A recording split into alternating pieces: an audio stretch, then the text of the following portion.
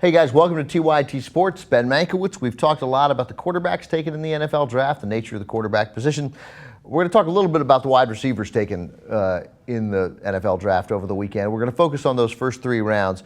Anybody got an idea how many wide receivers went in those first three rounds?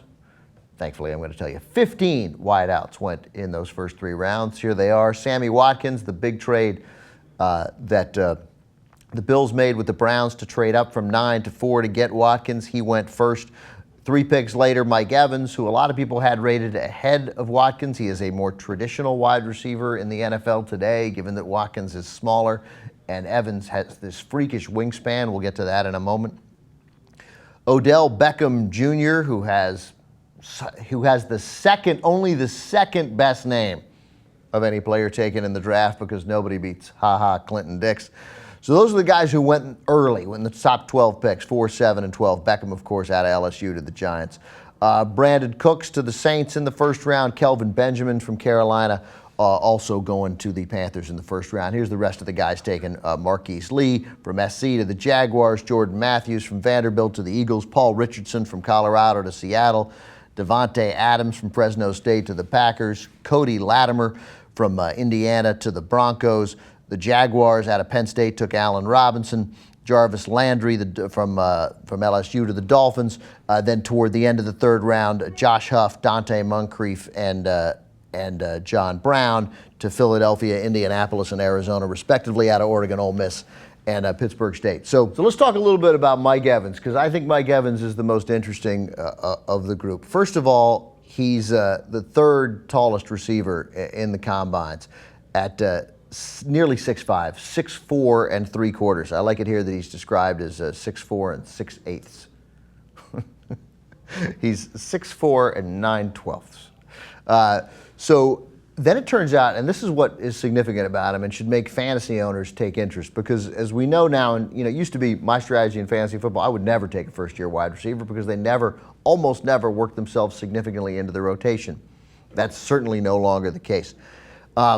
He has 35 1/8 inch arms. Only a handful of offensive linemen have bigger wingspans than Mike Evans. Brandon Marshall, 32 5/8. Calvin Johnson, 33 3/8. Vincent Jackson, 32. This guy, up to 3 inches more than those guys. Almost 2 inches more than Calvin Johnson. This is a guy who will go up and get the ball. And if you look at some highlights of Mike Evans at Texas Tech, Texas A&M, he just wins battles for footballs again and again and again.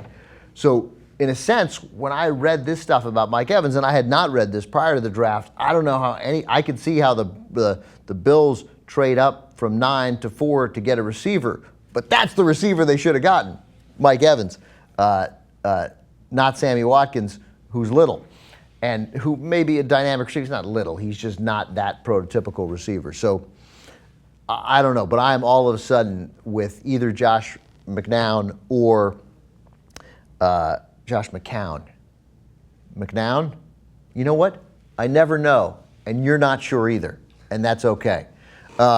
So with either him or Mike Glennon as the quarterback of the Buccaneers just became pretty interesting, because both those guys can throw the ball downfield. And all of a sudden with Vincent Jackson and this guy, I think that's significant. And I think, no one, I think in 12 years, maybe longer, maybe it's more like it's at least 12 years, has repeated as the champion of that division. So could the Buccaneers make the move there? And on paper, you instinctively think the Falcons with fewer injuries are likely to have a bounce back year. The Saints and the Panthers won the division, but nobody repeats as division champions. I feel like the Panthers were lucky. I still feel that way, and until they do it again, I'm still going to feel like they were lucky. I am already ready to bet the over on the Buccaneers this year, who had, after that dismal start, played a little better, straightened out the coaching situation, and I like the Buccaneers, and I like the idea that they went and got this kid, and I think they stole him at 7. Because now to go back real quick and talk about Sammy Watkins, who's incredibly fast, but is not a great polished route runner, is not quite completely, still has stuff to learn. To give up, you're picking 9th, and to move up 5 spots in the draft and give up a 4 and a number 1 next year, to get this guy, look, I hope he's great because the Bills believe in E.J. Manuel and they believe so much in Sammy Watkins after making this. They got to when they give up nearly what the Redskins gave up for Robert Griffin. Redskins gave up a second number 1 pick. But that's a huge move to make, and they felt confident enough to trade Stevie Johnson to the Niners.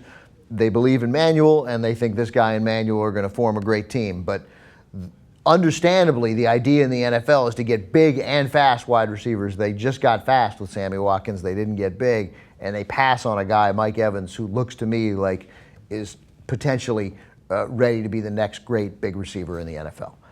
Obviously, the thing I swore that I would never say when I started in broadcasting in 1991, only time will tell.